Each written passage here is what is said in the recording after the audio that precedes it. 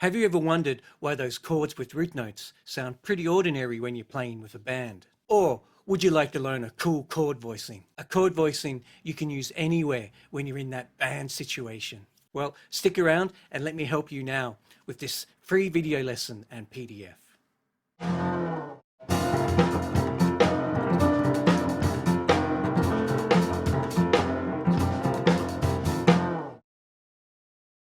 Hi guys, and welcome to Arcs Greg Music at classical-to-jazzpiano.com.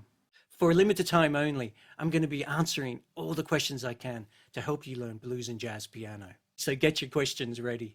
So I got a question from Mark, one of the subscribers at classical-to-jazzpiano.com. He was asking, which voicing should I use when playing in a band with a bass player? What should I play in each hand? So this is a great question, and many of my students ask me this question. So I'm going to run through exactly what I give to each of my students to help you, okay? So let's go.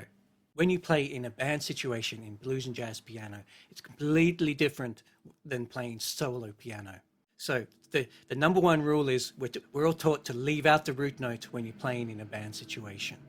Now, the reason why we leave the root note out is because we don't have to play it in a band situation because the bass player is playing the root note. So that's kind of cool being a piano player because it gives us a little bit more freedom in a band situation to move away from playing the root note, and we can start to add more colors into our chord voicings. So what I'm going to do is I'm going to run through what I give to my students right now is a cool chord voicing with the third and the seventh in the left hand, and then a 9 and a 5th in the right hand. And I'm going to run through it now very quickly on the major 7, on the minor 7, and on the dominant 7. And then I'm going to do it in every key for you with the major 7, the minor 7, and the dominant 7 with this chord voicing. And then I'm going to show you how to apply this chord voicing in an F blues, a 3-chord F blues. All right, so let's get going. I do want to stress before we get going that this is only one option, all right? There's only one chord voicing, all right? So it's the 3rd and the 7th, depending a flat 7th or a major 7, depending on what chord you're on, and the 9 and the 5th in the right hand. There are many options, and I'm going to run through more options in the future. Maybe you could let me know what chord you want me to play next for you in the comment section below. Okay, so let's get to the lesson. So to get started, if you don't understand what extensions are, go back to the classical-to-jazzpiano.com website, and I have a lesson there on extensions. But for a quick rundown right now, the major scale as you know it, 1, 2, 3, 4, 5, 6, 7, 8. Okay? In jazz and blues, we like to use the numbers as well as the letters as well. So we've got C is 1, D is 2, E is 3, etc., moving up the scale. So 1, 2, 3, 4, 5, 6, 7, 8. All right? And then 9 would be the D on top. All right, so that's the extension, that's the added 9 on top. So a cool way when you're in a band situation to sound really cool is to leave out that root note of the C major 7, and we're going to split up the chord with the 2 hands. So we're going to play it with the left hand, we're going to play the 3rd, the E, and the 7th, which is a major 7th in this case, the B. All right, we're going to play that with the left hand, E and B. And with the right hand, we're going to play the 9th, which will be the D, and the 5th, which will be the G. All right? So I'm going to go over to the piano now, and I'm going to play you that chord right now. Here's our E, here's our B, here's our D, and here's our G. All together. All right, and there's no root note there. For many of you, that's going to sound a little bit strange because you're not used to hearing the chord without the root note. So a cool way to do it, because we're on the piano, because you can play a root note down the bottom, put your sustain pedal on, and play the chord.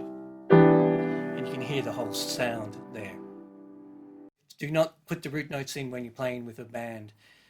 98% of the time, we do not put root notes in. There is the odd time we do, but as a general rule in blues and jazz, and if you want that chord voicing to sound cool, leave out the root note and do what's here, okay?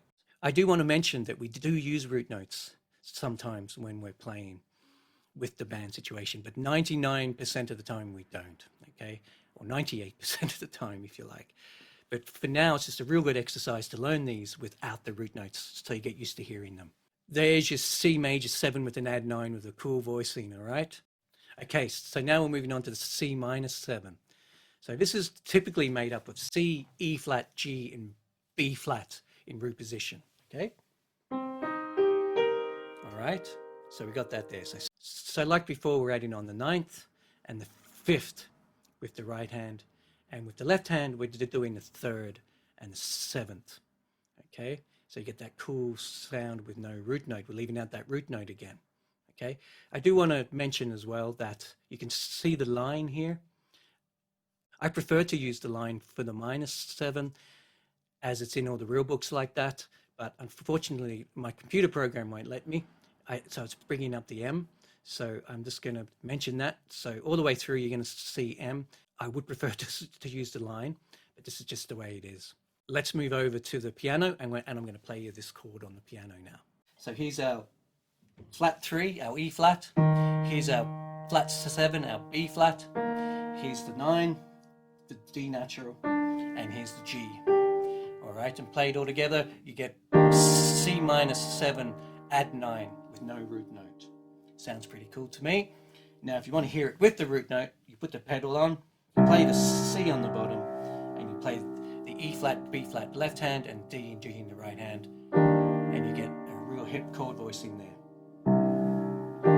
As you can hear, a C minus 7 with a 9. And now, moving on to the C7 with an add 9, okay?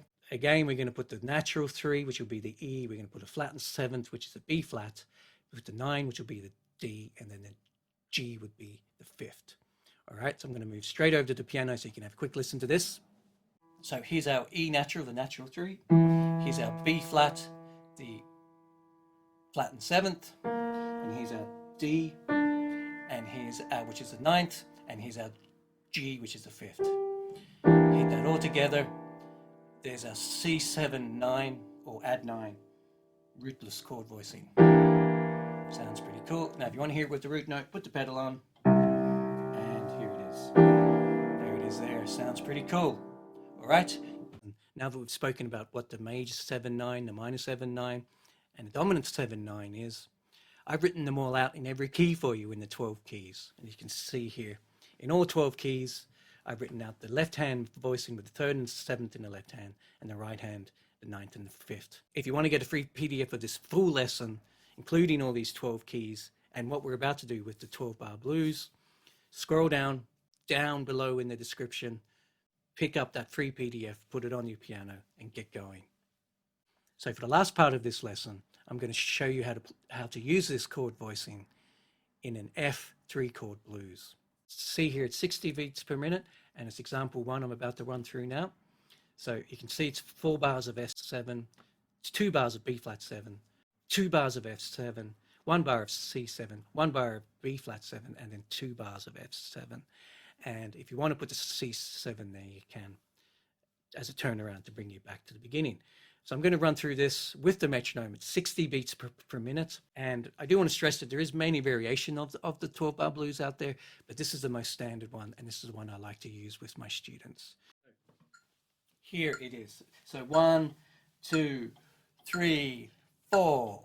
2, 3, 4. 2, 3, 4. 2, 3, 4. 2. Now coming to the B flat 7. 4. 2, 3, 4. 2. Back to the F7. 4. 2, 3, 4. 2, 3 to the C7. 2, 3, 4. 2, 3 and back to the F7. 2, 3, 4. 1, 2, 3, 4. Not as easy as it looks. Seems pretty easy in theory, but for some of you out there, it's going to be a bit of a struggle to play along with the metronome at 60 beats per minute and to play that chord voicing. It's very important to hit that beat 1, because what we're effectively doing here is a thing called comping, and comping is a huge part of playing blues and jazz piano. Many of you might be asking, why am I doing these 2 examples? It's because it's it's a huge part of playing blues and jazz piano. It's a thing called comping. You got to play behind the instruments that are soloing, or the vocalist that's doing the vocal lines in a composition. You got to learn to play behind them and not be in the way. And the number one rule I give to all of my students is play on beat one, and then we'll move into more harder stuff. Okay, so there's your first exercise. So here's the second exercise. So we've got the same chord progression: 4 bars of F7, 2 bars of B flat, 2 bars of F7, 1 bar of C, B flat, F, and etc., etc. So this is example 2. It's exactly the same chord for voicing, but I'm just using on the 1 and the and of 2. And it's completely straight. We're not swinging it. We're just keeping it completely straight. We're not even worried about swing at this point, but in the future we will. But just for now, it's just completely straight. So I'm going to put the metronome on 60 beats per minute, and then I'm going to run through this F blues for you now. Let's go to the piano. 1, 2, 3, 4.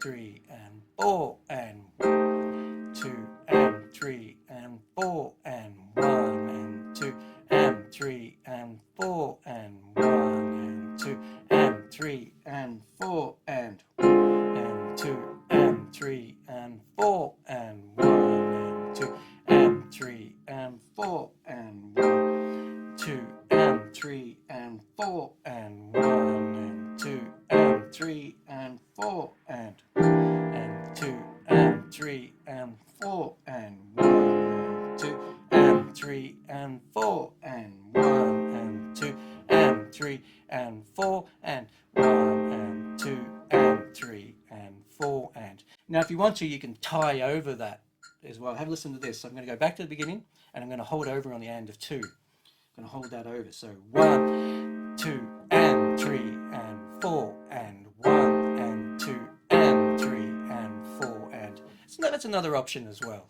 You're probably wondering why I'm staring at the computer screen. I'm actually reading the notes off the computer screen. But you're going to have your free PDF on the piano, and you're going to be reading it obviously normally, aren't you?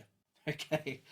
Okay, so there's 2 examples of how to play this rootless chord voicing with the 3rd and the 7th and the 9 and the 5th in a 12-bar blues in the key of F. Okay, so for more free lessons and to get the free PDF of this lesson, scroll down to the link in the description, click on it, come over to the classicaltojazzpiano.com website, have a look around at all the free lessons.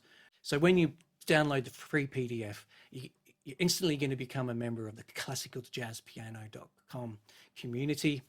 I send you the odd email of the next lesson. I just want to help you learn blues and jazz piano. No crap, just honest lessons and me trying to help you, okay? I've got some cool stuff coming up very soon to help your journey in learning blues and jazz piano. So don't miss out. Make sure you subscribe. Okay, so if you have a question for me at Ask Greg Music, email me at greg@classicaltojazzpiano.com, and I'll get back to you as fast as I can with an answer or a video. Obviously, because of the internet, I'm not going to be able to do a video for everybody, but I sure will try my best to answer as many of your questions as I can. If this has helped you in any way, please give it a like. Please share to somebody that you think that might benefit from this lesson or any of the other lessons at classicaltojazzpiano.com. Print up this PDF, put it on the piano, and you're good to go. All right, so take it easy, and we'll see you soon.